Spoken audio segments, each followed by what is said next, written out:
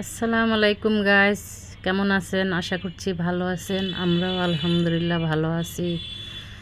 তো এই তো দেখতে থাকেন আজকে কি রান্না করছি। ছোট মাছ রান্না করতেছি। তো সবার ভালো লাগলে এইভাবে রান্না করে খাবেন আমার মতো করে। তো আমার ভিডিও মনে হয় আপনাদের কারো ভালো লাগে না, তাই আপনারা লাইক করেন না, শেয়ার করেন না, সাবস্ক্রাইব করেন না। যদি ভালো লাগে লাইক কমেন্ট করবেন, শেয়ার করবেন বেশি বেশি করে ভিডিওটা। তো দেখতে থাকেন।